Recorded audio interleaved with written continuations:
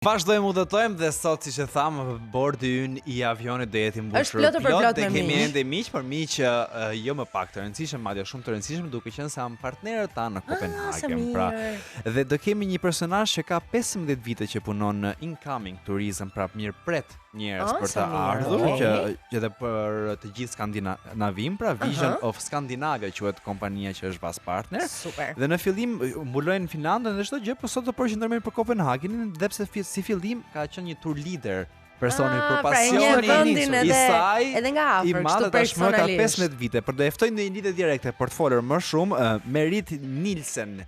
Good morning. Hello. Good morning. Hello. How do we found you today? Everything is good? Everything is good. It's sunshine in Copenhagen. About 2+ degrees. It's a wonderful day. Është një ditë e mrekullueshme, po thot Marit. Në fakt në Copenhagen është 2 gradë dhe është një ditë me diell, kështu që jemi të gëzuar dhe ka filluar shumë mirë ky mëngjes. Okay, it's perfect. So, since I saw that you take care of the incoming, the people that visit Copenhagen and all Scandinavia, but today we are visiting Copenhagen. Is this a good time, a right time to visit Copenhagen? Actually, since just before Corona, it seems like Copenhagen is full of tourists the whole year around. Okay. But if I should choose, I would definitely go between the 1st of May and the 30th of September, in the summer months. But it seems like tourists are popping up every weekend now in Copenhagen. Nëse flasim përpara coronavirus, përpara pandemisë, Marit po thotë që Copenhageni ka qenë plot e përplot me turistë në çdo kohë të vitit, kështu që edhe nëse do vinit sot do e gjenit plot e përplot, edhe nëse do vinit gjatë verës do e gjenit plot e përplot me turistë. Tani, ajo çfarë unë sugjeroj është që nga data 1 maj deri në fund të shtatorit, mendoj se është koha më e mirë për ta vizituar Copenhagenin, që të keni edhe motin e favorshëm, por gjithashtu edhe të gjitha facilitetet për të vizituar të gjitha ato çfarë ka për të ofruar Copenhageni. Okay, what about this year for Copenhagen? What does Copenhagen offer to the tourists? To the tourists? Something new? Something new, yeah, I was just thinking about that. To me, maybe the most new thing we have in Copenhagen is that we have a couple of hotels. They have opened up roof gardens on the top of the hotels. Okay. There's also another place. It's actually not on a hotel. It's on a big private building. There's also popping up a roof garden. So that's some of the new things, because otherwise Copenhagen an old, very old town which always had a lot of things, sightseeing for people to do. And and then of course I was also checking a bit if there are some new art exhibitions and things, because there's something for everybody here. But I cannot give any big names of, but you know, we have the Louisiana Museum, we have Turistike, there's always new exhibitions there. Okay.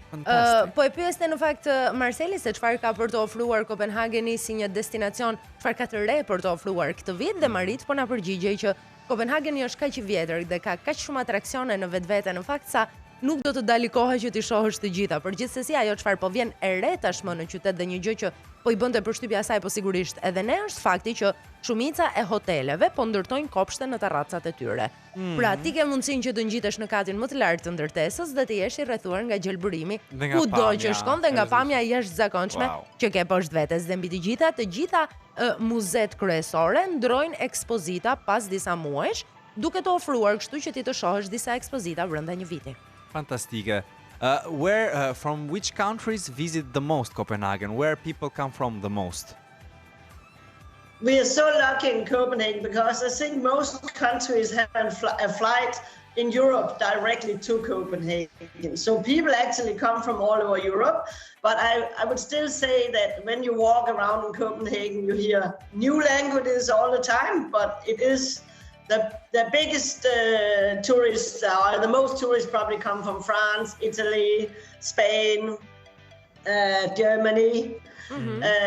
We also have already now again Americans and Australians. Sometimes they just arrive by cruise ship or they are part of a round trip. But for Europeans, a lot of them, they just come to Copenhagen to explore the city.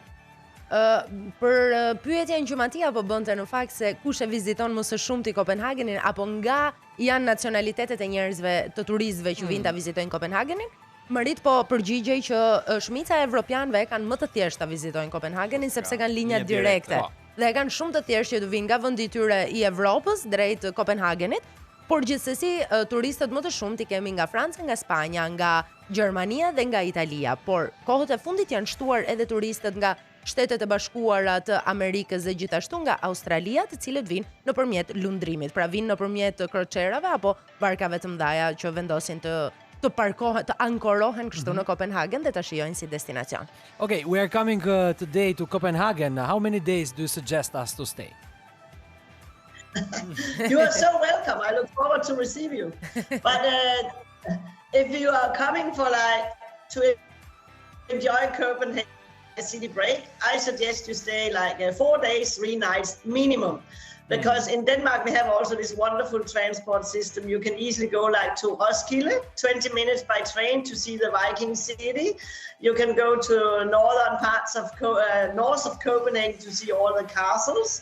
This year, our queen was in the last couple of years celebrating her 50 years anniversary. She has been sitting 50 years on the throne in Denmark. It's amazing. So this also have created a lot of extra activities.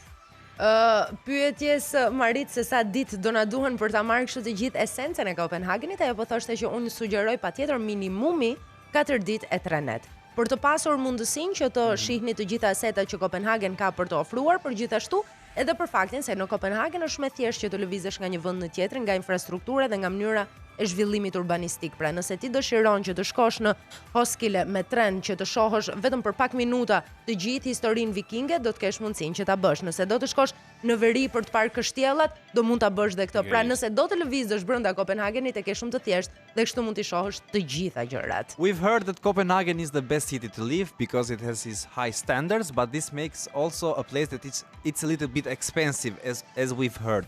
But can all the tourists find a way to have not always the highest quality, but also for any kind of pocket, we say here?